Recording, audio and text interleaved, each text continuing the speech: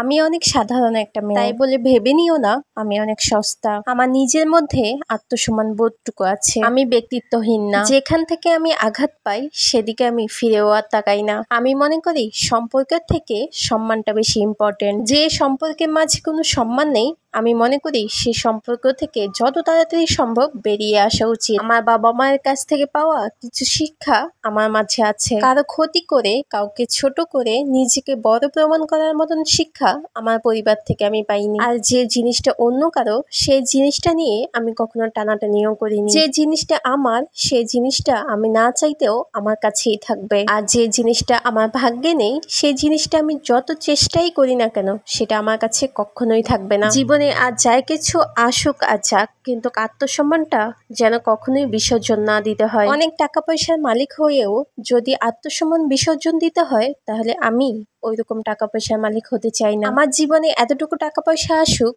যে টাকা পয়সা দিয়ে আমি আত্মসম্মান নিয়ে দুবেলা দুমুঠো ভাত খেয়ে বেঁচে থাকতে পারি। সুন্দর জীবন নিয়ে বেঁচে থাকতে কে না চায় বলে, কিন্তু সেই সুন্দর জীবনের মধ্যে যেন সম্মানটা থাকে। জীবনে সবসময় যে আপনি সুখী থাকবেন তার কোনো গ্যারান্টি নেই। জীবনে ঝগড়া, ঝামেলা, দুঃখ, কষ্ট সবকিছুই থাকবে। তারপরেও আপনার জীবনটাকে খুব সুন্দরভাবে গুছিয়ে কাটাতে হবে। কার জীবনে কখন কি দুঃখ, কি বিপর্যয় নেমে আসে সেটা কিন্তু কেউ জানে না। আচ্ছা, ফারহানা বিথির জীবনেও যে এত দুঃখ, এত কষ্ট লুকিয়ে আছে সেটা কি কেউ কখনো ভাবতে পেরেছেন? ওনার অনেক টাকা পয়সা আছে, ওনার অনেক পরিচিতিও আছে, কিন্তু সুখ সেটা কি আছে? আমাদের সমস্যাটা কি সেটা জানেন? আমরা শুধু মানুষের চাকচিক্য দেখে মনে করি মানুষটা মনে হয় কতটা হ্যাপি আছে। একটি মানুষের অনেক টাকা পয়সা দেখে আমরা ওই মানুষটার জায়গাতে নিজেকে কল্পনা করে ফেলি আর ভাবতে থাকি, ইস যদি এই জায়গায় আমি নিজে থাকতে পারতাম। আমরা একটাবার চিন্তাও করি না যে মানুষটা আমাদেরকে যা কিছু দেখাচ্ছে